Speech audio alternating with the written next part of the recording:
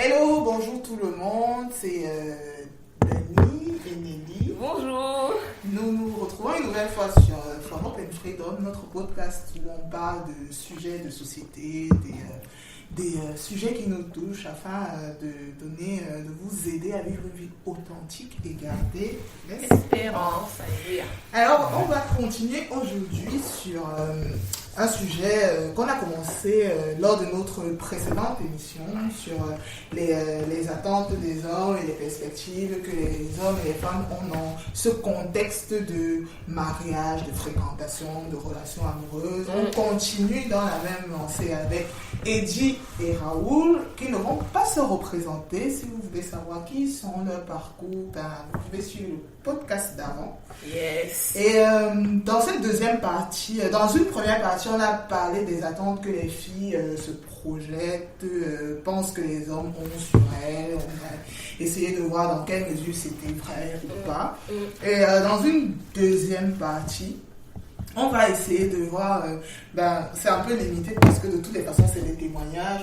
Eddie parle en son nom, Raoul parle en son nom, mais on pense qu'ils sont quand même mieux que si c'était que Nelly ou moi qui parlions des attentes des hommes.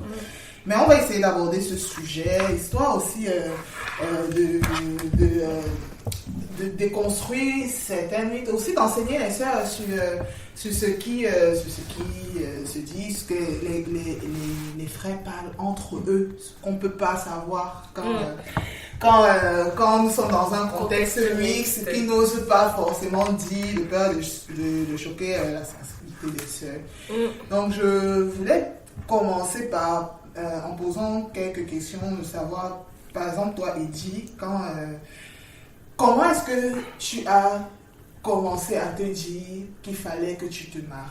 Quel était ce que tu avais en tête? Et est-ce qu'il y avait une notion de critères? Est-ce qu'il y a une notion de critères pour toi, Raoul, quand je suppose que tu as un projet de mariage?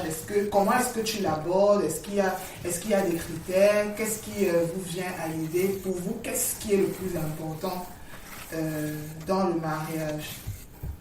On peut peut-être commencer par Eddie, qui est déjà mariée, qui pourra nous dire, est-ce que tu avais des critères avant de te marier? Et comment tu as abordé le truc? Je veux surtout savoir comment est-ce que tu as senti que c'était bon de te marier, de chercher quelqu'un. Je ne sais même pas si tu as cherché quelqu'un. Bref, raconte-nous un peu tout ça. Et du coup, tes critères, est-ce que tu en avais? Et voilà, partir un peu du contexte général du mariage pour arriver à ta situation personnelle.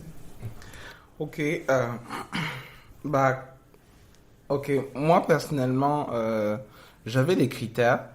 Alors à la base, j'avais déjà des amies filles, mais pas forcément dans le sens sentimental. Alors bien sûr, en tant qu'ado, on a toujours des copains ou des copines d'enfance pour qui voilà, on a peut-être ressenti son premier amour à la puberté, etc.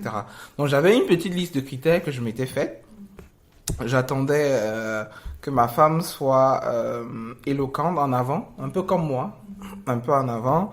J'attendais que ma femme soit, ma future femme, du moins à l'époque, soit quelqu'un qui soit capable de voir ce que je ne vois pas, comprendre ce que je ne comprends pas.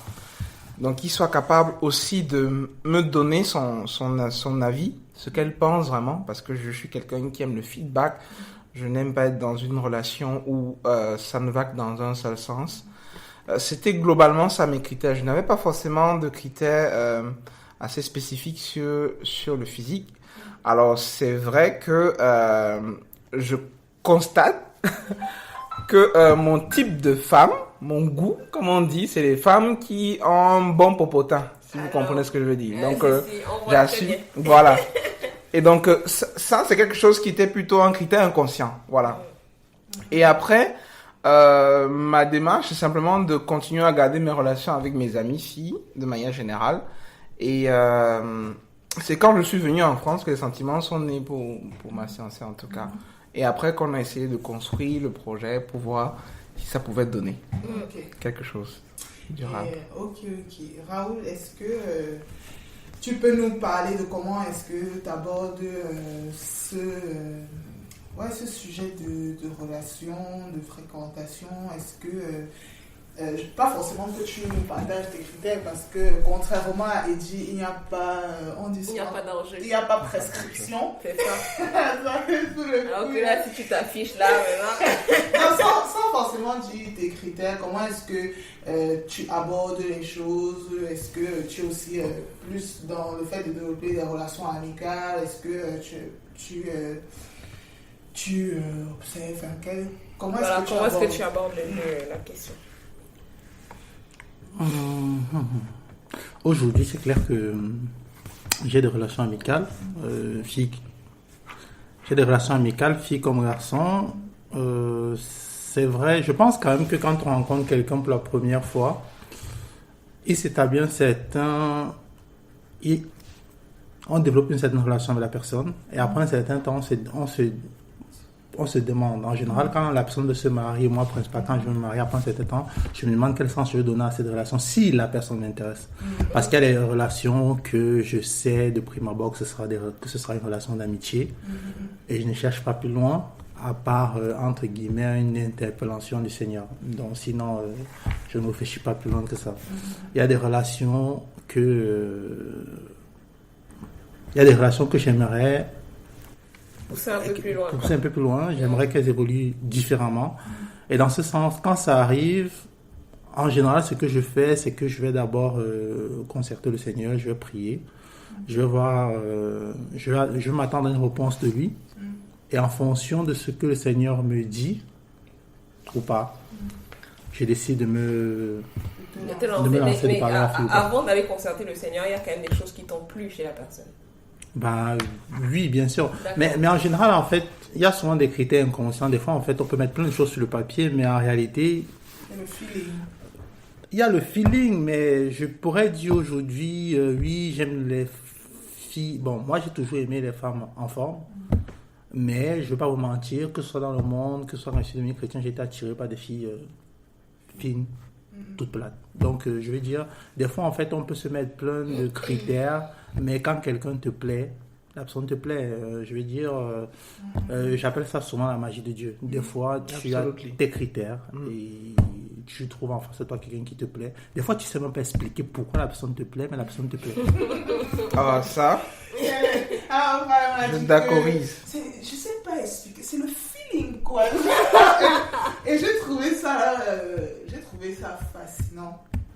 Et ça m'a rappelé quelque chose. Enfin, je suis pas un frère, mais une fois je discutais avec une sœur et elle me disait que pareil qu'on ne peut pas expliquer pourquoi est-ce que le message de la grâce de Dieu nous a touchés, pourquoi on est devenu enfant de Dieu, pourquoi le Seigneur nous a appelés en premier, pourquoi tout ça. Elle pensait qu'il y avait une même dimension de grâce dans le fait que deux personnes se plaisent, s'attirent, se plaisent et que ça match et qu'elles veuillent vivre leur vie ensemble. Elle disait que c'est du même acabit que la grâce en fait. Et ce que vous dites en fait, ça me marque parce que les sœurs sont toujours en mode checklist de critères dans lesquels on peut entrer et qu'au final j'avais des critères ou j'avais pas forcément de critères. Exact. Sauf si on se retrouve encore à nouveau dans un contexte mixte et que vous ne nous dites pas la vie. Des fois qu'on essaie dans les contextes mixtes de dire ils ne sont pas vrais. Nous, on n'a pas vraiment de critères. Mais concrètement, ça va changer quoi en fait? Quoi? Finalement, même s'il a les critères physiques en fait, elle va pas se... forcément physique. Oui, là on a que ça. Oui, c'est clair, oui, c'est vrai. Mais je vais dire d'autres sujets. Tout à fait. On n'a pas encore abordé. Oui, tout à fait, mais je veux dire juste sur le physique, des fois en fait, ça sert trop à rien de le dire parce que quelque part en face, la personne, c'est quelque chose qu'on ne change pas en fait. C'est soit ça, soit c'est pas ça. Oui, mais je pense quand même que si le sujet tombe dans une discussion, c'est intéressant de répondre. Aussi parce que On sait jamais. Encore on dit qu'on ne veut pas se mouiller ou qu'on ne veut pas présenter une image. Ça se trouve naturellement. Il y a des personnes qui vont se dire ah oui, franchement, je corresponds aux critères de ce frère. On peut sereinement avancer dans une relation amicale, tu vois. Alors que... Bien sûr. Et ça, c'est une éventualité qui va souvent penser, mais qui est très vraie, parce que la sœur souvent se bloque parce qu'elle se dit que si je fais le premier pas, il peut y avoir confusion. Oui. Alors que quand tu as donné ton critère, boum, ça a tout effacé. Elle est libre en paix, ou elles sont libres, elles sont en paix. De se dire que de toute façon, je sais qu'il n'y aura pas d'ambiguïté. Jusqu'à ce qu'ils soient attirés par ta personnalité. Et c'est là où je rejoins Raoul, où dit qu'en fait, il y a un double jeu dedans. C'est que finalement, celle qui pensait être son goût, Dieu lui démontre le contraire. Et il réalise qu'il est tombé tellement amoureux et fasciné par la personnalité que le physique devient autre chose en fait. Parlons-en donc de la personnalité. On met quoi dans la personnalité? Quels sont les critères de façon générale. Moi j'ai une liste qui est tellement longue que j'ai fait lire à Daniel bien avant le podcast. Quels sont pour toi les sujets quels sont pour vous les sujets que les bros qui tournent dans vos conversations, qui reviennent, qui sont importants, Une femme douce. La femme douce. On en a parlé. On en a parlé. Soit. Quoi d'autre? Une femme respectueuse. Ok. Check, on en a parlé. Quoi d'autre? Et tu? Drôle. Les femmes drôles, d'accord. Les hommes, c'est un homme et les femmes drôles. Moi, j'ai un ami particulièrement qui, lui, est très calme, réservé. Je dirais pas timide, parce que c'est quelqu'un que j'admire beaucoup. Mais qui, souvent, a eu du mal à approcher certaines sœurs, avec qui il aurait voulu... qu'il aurait voulu découvrir en tant qu'ami, tout simplement. Parce que il y avait comme un mur que ces sœurs présentaient. Ils ne sentaient pas qu'elles étaient accessibles. Donc les hommes attendent souvent de se dire on peut tchatcher, on peut rigoler, est-ce qu'on peut blaguer en fait? Cette facilité de dire qu'il n'y a pas de protocole, ça les hommes aiment ça. Surtout parce qu'en fait pour eux ça crée le premier contact, ça crée un peu le premier cas à savoir est-ce qu'on peut discuter ensemble en fait de tout et de rien? Est-ce qu'on peut parler sport? Est-ce qu'on peut parler ton style de musique préféré?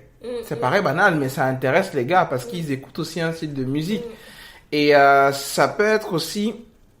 Moi, je connais des frères qui sont parfois sur des sujets de politique ou des sujets d'entrepreneuriat et qu'on ne voit pas trop les sœurs parler dessus. Pourtant, derrière, tu peux voir la fond dans son association, un peu comme Dani qui a Caris for Children, qu'elle gère. Elle est dirigeante d'association. Bon, je te fais un peu la pub, Dani, mais c'est un peu dans le même ordre d'idée parce que derrière, il y a certains hommes qui veulent être fans de certaines sœurs dans ce qu'elles font. Et souvent, ils ne les voient pas souvent. Donc, il y a cette attente de dire, Dani parlait tout à l'heure de la femme qui cherche l'homme leader. Eh bien, laissez-moi vous dire qu'il y a des hommes qui recherchent des femmes leaders. Parce qu'en fait, c'est leur goût de ça, en fait. Wow, c'est pas un truc qu'on entend beaucoup, parce que les femmes leaders, les femmes qui sont toujours entreprenantes, etc., on entend plutôt que les hommes ont peur de ça. Ils ont, je pense qu'en fait, ils n'ont pas peur de ça dans le sens où, dans le sens où, c'est surtout au niveau, est-ce que malgré ça, on peut toujours être amis? Est-ce que malgré ça, tu peux toujours m'écouter? S'ils sentent que tu es accessible, même si tu es en figure d'autorité, je prends un exemple typique. Joyce Meyer, très connue sur les plateaux, on voit très peu son mari, mais on sait derrière que c'est un peu, on utilise plutôt l'image, derrière un grand homme, il se cache une grande femme. On croit que dans ce cas, c'est l'inverse. On pense que derrière Joyce Meyer, il se cache un grand homme, mais qu'on ne voit pas du tout. Et je pense qu'en fait, il faut briser ce verre-là. Certains hommes vont être ceux qui vont porter leur femme, mais ils ont juste besoin de sentir que voilà, c'est ok. Si on veut faire un truc ensemble, c'est entre nous, tu peux faire ta vie. Et cette liberté-là, je pense, et je peux le dire aujourd'hui d'une position de marié, je suis mal à l'aise si ma femme est prisonnière de moi. Je suis mal à l'aise si ma femme ne vit pas ses rêves. Donc j'ai envie de dire, les sœurs, vivez vos rêves, mais qu'on sent qu'on est accessible, qu'on soit drôle, qu'on soit fun, qu'il n'y ait pas de protocole. Les hommes aiment quand il n'y a pas de protocole. Est-ce que tu es d'accord avec ça, Raoul, sur les femmes entreprenantes, si on reste sur ce point-là? Les femmes entreprenantes, leaders, etc., qui sont devant, tout en haut, Femme leader, honnêtement. Tant que c'est pas dans l'église. Bien joué, Dani. Voilà, tant que c'est pas dans l'église. Tant que c'est pas dans Ok, l'église. ça, c'est un point. T'as raison, Elle marque 10 points là, d'un coup. Elle peut me pas. Je rigole. Ah, mais tu rigoles en piquant d'accès. Ok, non, mais vas-y, dis-nous. Non, je pense que la femme s'épanouisse effectivement dans ce qu'elle croit. Moi, je pense que les hommes aiment beaucoup aussi les femmes qui sont vraies, entières, Vrai. qui disent Ce ce qu'elle pense. On aime ça. ce qu'elles pensent, oui, qui vivent, quoi, qui, honnêtement, je vais vous partager une anecdote. J'aimerais, si j'épouse une femme, je veux pas une femme, en fait, soit qui soit paresseuse ou qui dépende forcément tout le temps de moi, dans le sens où elle a besoin de me demander tout ce qu'elle a à faire pour faire. J'aimerais me dire, en fait, que si demain je décède, elle puisse prendre soin des enfants, en fait. Qu'elle soit une femme qui ne soit pas forcément très, très dépendante de son mari, qu'elle puisse aussi exister en dehors de lui. Maintenant, La réalité. Rentre dans ce truc-là. L'authenticité, tout ça. quoi qu'il en soit, je pense quand même que elle peut exister en dehors de son mari, mais lui rester quand même soumise. Ah, mais c'est pas de Mais ça. c'est pas. On va pas dire ça. D'accord, Hein. La soumission Pourquoi ne est-ce qu'on oppose toujours le fait qu'une femme soit entrepreneur ou leader au fait... Est-ce qu'on peut pas être les deux? Est-ce qu'on peut pas être entrepreneur, leader et soumise à son mari? Je pense que si on discute de questions de possibilités, oui. Mais en général, quand quelqu'un va vers une autre personne, on se projette, on se dit toujours, on ne connaît pas ce que sera demain. On se dit, est-ce que quelqu'un qui est comme ci pourrait être comme ça? Mais en général, l'image qu'on a derrière une femme leader, bon, ça dépend aussi de ce qu'on met derrière leader. Une femme Mettons dans les mots Oui, dessus. parce que Je pense que c'est l'objet du débat de mettre les mots sur c'est quoi une femme leader. Parce que moi, j'ai le cas concret de quelqu'un que je connais, d'une femme leader, du coup, qui finalement aujourd'hui, j'ai envie de dire, elle est en galère à trouver un homme à son goût.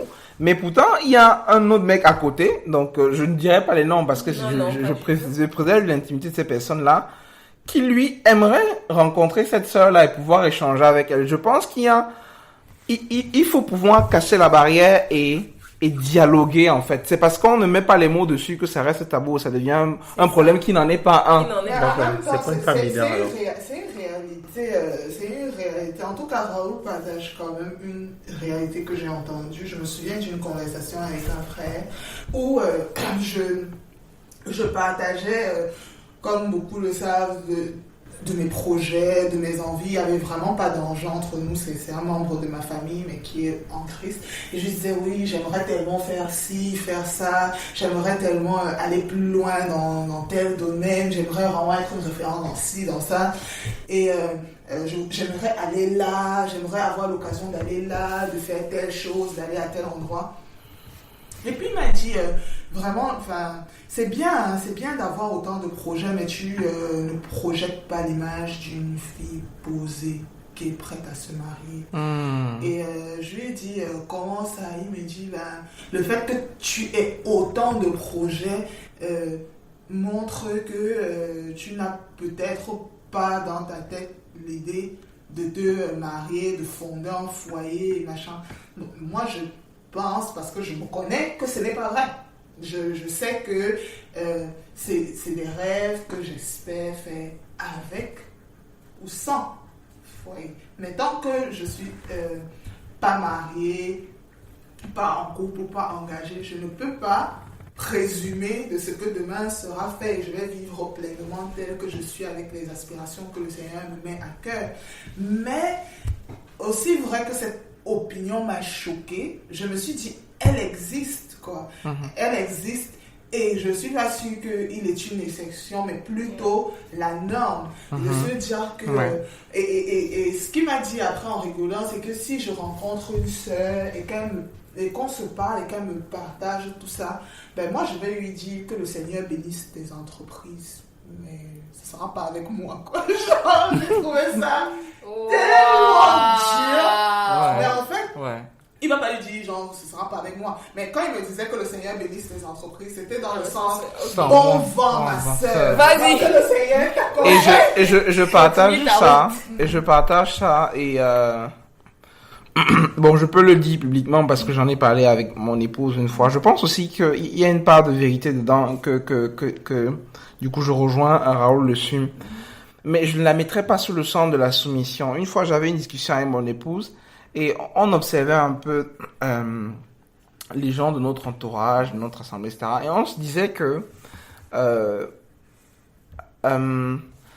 dans l'ambition, alors surtout dans le contexte occidental où on est très indépendant, c'est facile aussi de tomber dans cet autre extrême de la femme hyper indépendante qui ne réalise pas que si elle se marie, il peut y avoir à faire des compromis par rapport à ses projets de vie. Et je pense que c'est un aspect important vis-à-vis de la femme, dans le sens où et pour moi c'est surtout dans l'approche. Dans l'approche, pour moi, c'est de dire que j'ai mes rêves, j'ai mes ambitions, etc.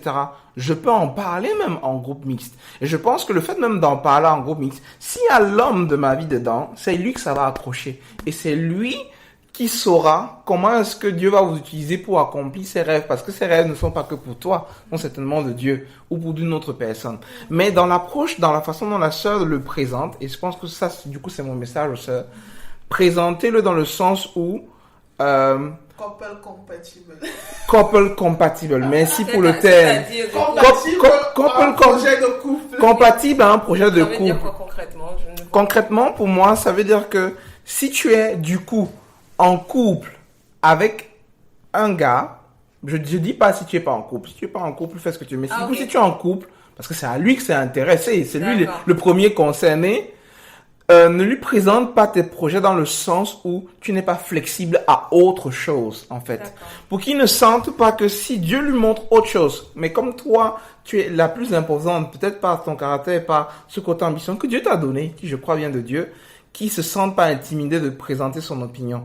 Donc, en fait, pour moi, c'est surtout ce côté-là. Mais pour moi, c'est pas dans le groupe mixte. Dans le groupe mixte, je pense qu'il faut le faire. Il faut que la sœur, si elle est ambitieuse, qu'elle partage son ambition. Parce que l'homme de sa vie, c'est lui qui va aimer cette femme ambitieuse en elle. Mais que dans le couple, quand il commence à se fréquenter, que dans la façon dont elle parle du sujet, qu'elle ne soit pas sur une position où elle ne bouge pas. Qu'elle soit sur une position de compromis. Est-ce que tu ne penses pas que même dans une situation mixte, en présentant son opinion ou son ambition, elle doit l'atténuer un peu pour ne pas effrayer un frère qui penserait que, en gros, voilà, c'est tout ce qu'elle veut faire. Elle n'est pas du tout prête à se marier. Qu'est-ce que tu en penses, toi? Mais ça veut dire quoi être prête à se marier? Est-ce que ça veut dire rester à la maison et faire des bébés? Mais enfin, on se pose la question. Du coup, si vraiment vous posez la question, moi je pense qu'en fait les sœurs doivent être ok avec le fait que je peux avoir des grands rêves et être une excellente mère de famille. Si je peux libérer une sœur avec ça, qu'elle soit ok avec ça. En fait, de se dire qu'en fait, l'homme qui va l'épouser n'attend pas qu'elle soit juste au foyer en train de laver, essuyer les couches, etc. Au contraire, il veut certainement qu'elle accomplisse ses rêves. Et je pense que Raoul l'a posé clairement le cadre. Le seul truc qu'il veut sentir, c'est que, du coup, dans le côté mariage, que si demain, ils disent que non, chérie, ici, on ne parle pas sur ce projet. Que ce ne soit pas un problème. En fait, qu'en s'engageant, qu'en se mariant, en fait, si son mari décide que non, un projet particulier, il ne le souhaite pas ou il estime que c'est pas le bon timing, qu'elle soit ok avec. Et je pense qu'il y a une préparation psychologique qu'elle doit avoir. Ouais, vas-y. Je voulais aussi rajouter que ça peut être la femme peut être ambitieuse, l'homme aussi. Ils doivent partager cela. Je pense que c'est un impératif même avant de se marier. Ce n'est pas dans le mariage ou dans les fiançailles qu'on vient découvrir en fait tous les grands projets du monde et que lui il se retrouve un peu bloqué. Et surtout aussi dans la présentation, ne fais pas comprendre à la personne en face de toi que je vais l'accomplir, c'est ça ou rien. Avec ou sans toi. Avec ou sans toi, mais en fait, elle est où sa place? Et quelque part, que ce soit l'homme, que ce soit la femme, je pense que le conjoint a souvent, il veut sentir qu'il est important pour l'autre, que je peux te servir à quelque chose dans ce que tu vas faire en fait.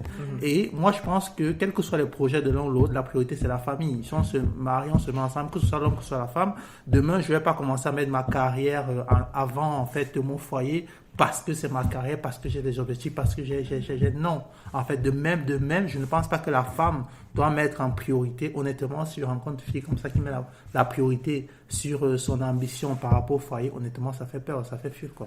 Ok, je vais peut-être ressentir. C'est important, hein, je me Oui. dis, même si on ne garde que c'est Oui. sujet, on peut pas, désolé les filles ou les gars, on peut pas dire tous les critères, mais Ouais. ceux qu'on aborde, autant les aborder bien. Moi, je voulais poser une question. Est-ce que du coup, une sœur qui est ambitieuse, ce que vous avez dit, c'est vraiment dans le cadre où elle est déjà dans un projet de mariage. Mais est-ce que dans le cadre où elle est célibataire, elle doit quand même inclure la notion de famille dans son projet? Moi, je pose cette question parce que toutes tes sœurs ne vont pas forcément se marier et tu ne sais pas, même si tu penses que tu vas te marier, tu ne sais pas si c'est dans 1 an Ou dans 2 ans. Et en attendant, Voilà. qu'est-ce que tu fais? Ouais. Et du coup, en attendant, qu'est-ce que tu fais? Comment est-ce que c'est reçu? Comment de c'est la perçu part- par de du la côté part des d'un hommes? frère? Ouais. Je suis là dans une conversation, je dis oui, vraiment, j'aime beaucoup ce pays, la Corée, je le trouve vraiment magnifique. J'aimerais bien, si possible, aller faire 1 an ou 2 de volontariat international là-bas. Mais bon, c'est vrai que j'ai aussi vraiment une autre passion pour les enfants, les orphelins. Ce projet me touche au Cameroun. Mais voilà, j'hésite, je me dis que peut-être je vais faire grandir mon association au Cameroun. Ça va peut-être me demander de rentrer au Cameroun. Donc peut-être je vais profiter tout de suite pour faire 1 an ou 2 en Corée. Et ensuite, ben, je vais m'organiser pour rentrer au Cameroun parce que je pense que voilà, c'est là où j'ai le plus de valeur ajoutée. Si vous avez une sœur, et il y a un frère en face qui peut-être est intéressé par cette sœur, qui la trouve intéressante. Il n'est pas forcément intéressé, il la trouve juste cool, quoi. Comment est-ce qu'il perçoit ce message? Est-ce qu'il perçoit en mode genre, ouais, bon, c'est la sœur qui est dans ses projets, dans ses et qui n'est nuages, donc pas prête à et qui se n'est marier. donc pas prête à se Donc, je me mets marier? de côté. Ou est-ce que, enfin, comment est-ce que c'est Comment est-ce reçu? qu'il le perçoit? Ouais. Comment c'est reçu? Comment est-ce que, ouais. Moi, je pense que concrètement, en fait, si je n'ai pas le même projet que la personne, c'est-à-dire, tu as parlé d'un cas, une personne qui va aller vivre à l'étranger, peut-être rentrer au Cameroun dans 3-4 ans. Et quand elle en parle, tu sens tout à fait que c'est pas négociable et que moi, je sais que ce n'est pas mon projet de vie.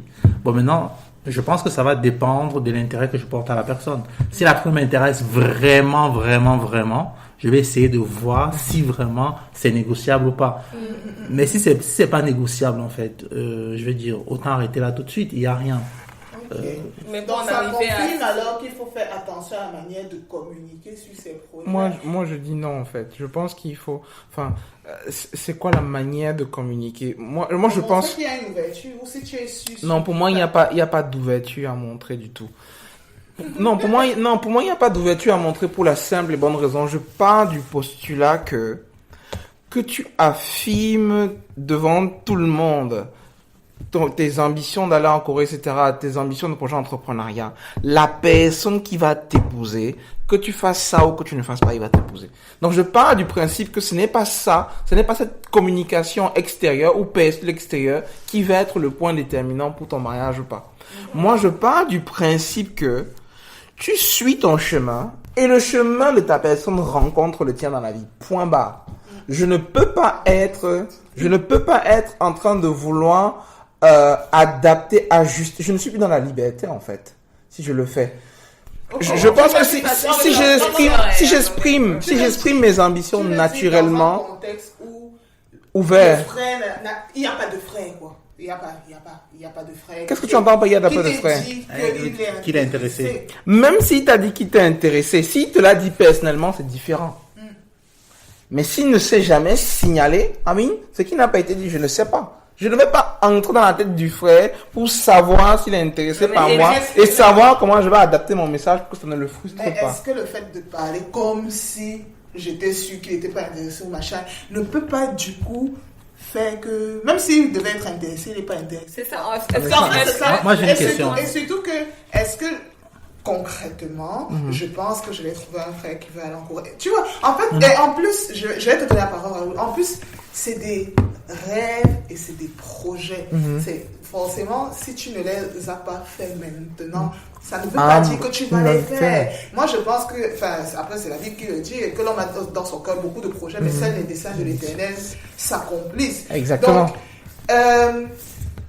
si ce n'est donc pas, c'est pas comme quelqu'un qui dit, encore même quelqu'un qui dit, oui, je ne veux pas aller vivre aux États-Unis. C'est clair, je ne veux pas aller vivre aux États-Unis. Donc, un frère qui me dit qu'il est en train de faire la loterie américaine et qui en même temps me dit que, est-ce que tu peux voir comment, je vais lui dire, papa, vraiment, tes projets sont à l'opposé des miens. Mais dans ce contexte, je me dis, bah, comment est-ce qu'on présente? Du coup, il y a forcément un flou dans la manière de présenter ses projets parce que tu ne sais pas ce que l'autre a en tête. Moi, je veux dire, quand tu présentes tes projets, tu les présentes comme ils sont vrais. Exactement. Moi, aujourd'hui, quand je présente, même quand je discute avec un frère, je n'ai pas besoin de discuter avec une sœur, je mets toujours, je vais dire, dans mon esprit, il y a le fait que je veux me marier. Donc, quand je présente un projet qui va potentiellement inclure ma femme, je vais mettre la possibilité que ma femme puisse être d'accord ou pas d'accord. En fait, je veux dire, il y a déjà ce background dans ma tête qui me dit, oui, ok, j'ai envie de faire ça. Et aussi, le côté spirituel, je veux dire, Dieu est souverain sur mes projets. Donc, de la manière dont j'exprime aussi mes projets, c'est pas je décide et j'y vais. Il y a toujours si Dieu veut, si Dieu le veut bien, si. Et en général, c'est pas...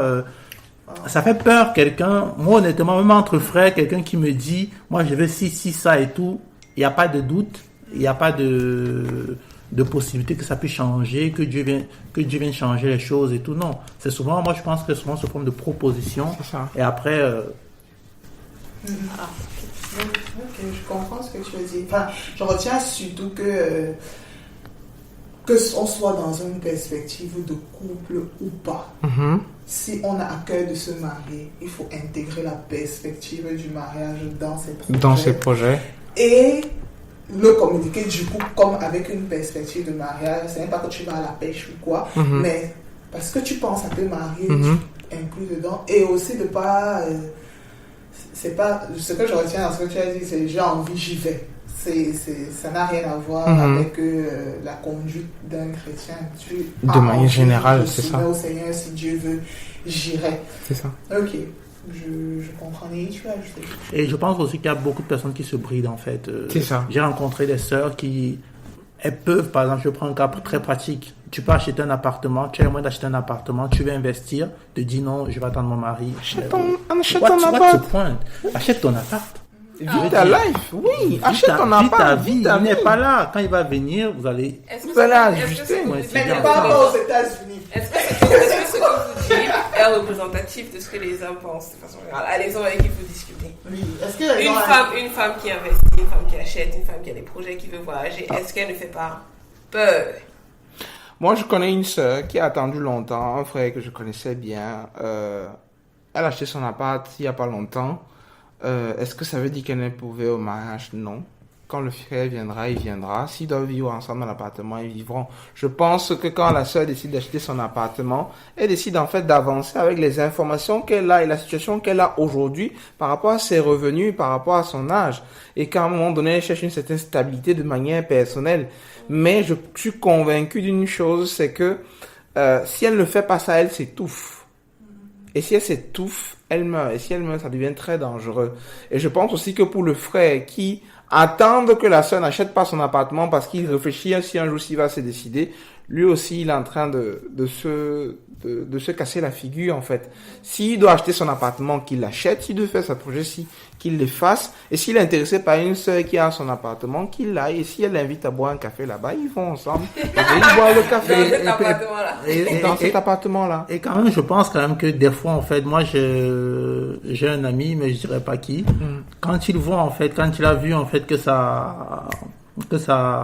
la fille qui l'intéressait était entreprenante, lui, ça l'a poussé aussi à être entrepreneur de son côté. Et il a commencé à réfléchir à plein, qu'est-ce que je peux faire, comment.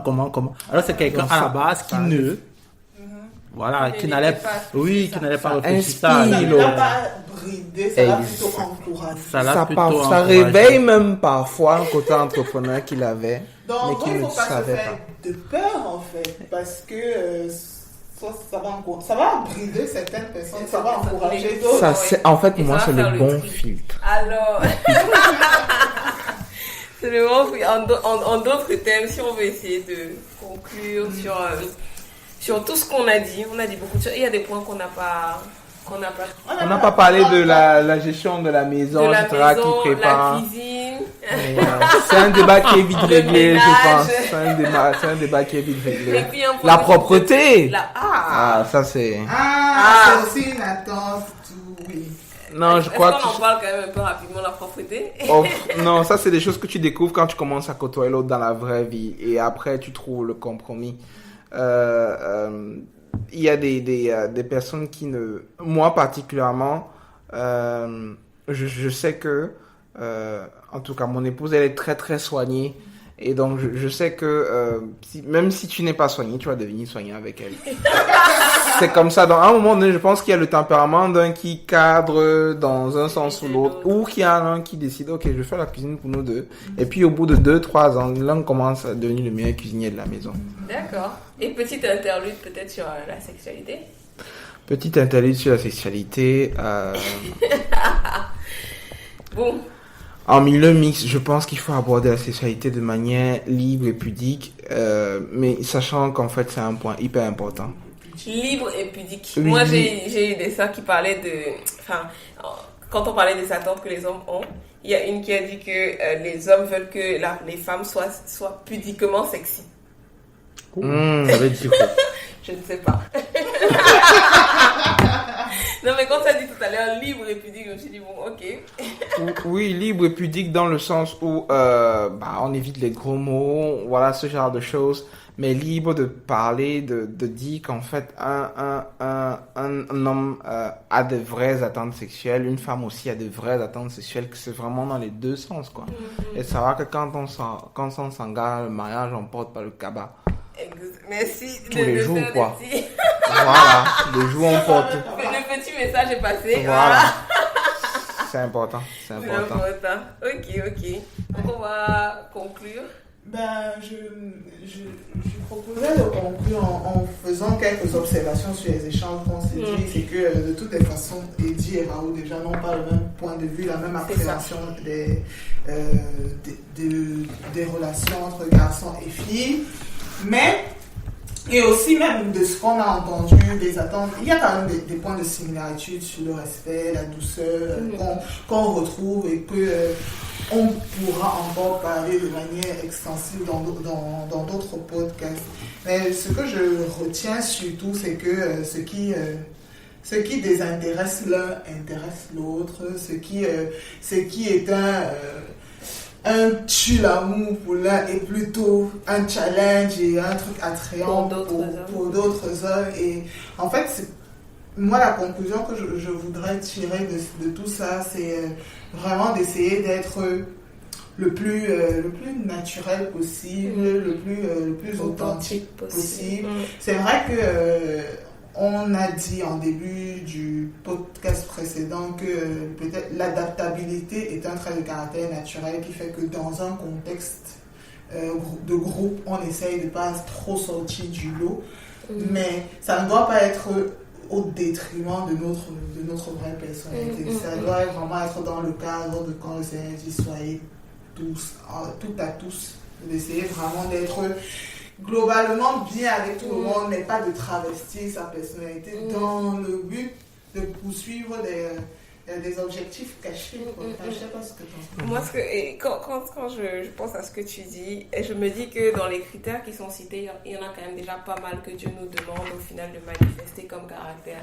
Donc on a parlé du respect, pareil, Dieu nous demande d'être respectueux, on a parlé de la douceur, Dieu nous demande d'être doux. Si on parle même de la propreté, il faut qu'on prenne soin du temple du Saint-Esprit. Au final, il faut être... Si on suit ce que Dieu nous demande de faire dans la Bible et qu'on est nous-mêmes, ça suffit. Ça suffit pour pouvoir se marier. Il ne faut pas avoir des peurs et des... S'il faut faire des filtres sur certains, ça fera des filtres sur certains. S'il faut que ce soit oui pour d'autres, ce sera oui pour d'autres. Mais au final, tu suis ce que Dieu te demande de faire de façon générale et globalement pour tout le monde. Et puis, sois toi et pas complexé par quoi que ce soit. Et les choses se feront naturellement. Sois toi dans ta relation avec Dieu. Parce que il faut être soi, mais je vais dire, n'exposons pas nos péchés. Tu as le péché, c'est le péché. C'est vrai qu'il faut être vrai, mais il faut traiter son péché dans sa relation avec Dieu. Ce n'est pas parce que je suis une fille querelleuse que je vais engueuler tout le monde parce que je suis comme ça. Non, aujourd'hui tu es comme ça, mais tu n'es pas appelé à être comme ça. Donc tu dois faire les efforts pour changer dans ta relation avec Dieu. Et surtout pas pour un homme, je veux dire. Dans ta relation avec Dieu, tu dois grandir dans ta relation avec Dieu. C'est, je trouve, important après, Edith, tu donneras un mot, de se dire que les efforts qu'on fait, c'est vraiment pour être agréable à Dieu. Et de doter doter nos regards sur les relations, sur le fait de est-ce que je vais être agréable aux yeux d'un homme, est-ce que je vais pouvoir être dans le bon contexte, est-ce que je vais être dans le bon scope de ce que les frères que je fréquente recherchent, mais de me dire est-ce que je vais être agréable aux yeux de Dieu selon les sujets qu'il me révèle. Un jour, ça peut être oui, franchement, tu n'es pas assez accueillante. Enfin, tu as des chez telle sœur et tu as été marqué par son accueil. Et c'est une interpellation personnelle pour toi et tu n'es peut-être pas assez accueillante et tu essaies de t'améliorer. Et peut-être qu'un frère, un jour, sera touché par ton sens de l'accueil, mais tu n'auras pas développé ce sens de l'accueil pour séduire ce frère et pour plaire à Dieu. De toute façon, Dieu nous demande d'exercer l'hospitalité. C'est pour ça que je crois vraiment, et ce n'est pas du tout pour faire ma spirituelle, je crois vraiment que... Non, je crois vraiment que si quelqu'un prend la Bible et il applique ce que la Bible dit, il aura le caractère que Dieu veut. Tu auras une bonne femme ou un bon homme pour son conjoint en face. Donc, si tu fais vraiment ce que Dieu veut, ça ira. Dieu demande déjà d'exercer l'hospitalité. Tu n'as pas besoin d'attendre que, je ne sais pas, X te fasse la remarque pour le faire. Fais ce que Dieu te demande de faire. Lis ta Bible et fais ce que Dieu demande. Et je pense que ça aidera. Je ne sais pas si il y a un dernier mot. Le seul message que je peux porter, c'est soyons authentiques, c'est important. C'est souvent ce que j'ai constaté. Je me suis dit que si les gens étaient beaucoup plus libres dans leur tête, on aurait une communication déjà sexe opposé qui soit meilleure. Soyons patients parce qu'on n'a pas tous le même niveau de maturité spirituelle et le regard qu'on porte souvent sur l'autre ne prend pas en compte de le fait qu'il est en train de faire son chemin avec Dieu comme nous-mêmes on a fait ce chemin par le passé. Acceptons l'autre et acceptons nous-mêmes en fait. C'est-à-dire que parfois nous-mêmes on n'assume pas qui on est. C'est important d'être ok avec ça et de savoir que c'est souvent la différence et non la conformité qui crée la vraie attirance entre un homme et une femme. Parfois cette différence que tu veux essayer de cacher dans les groupes mixtes, c'est cette différence-là que lui cherche ou qu'elle recherche.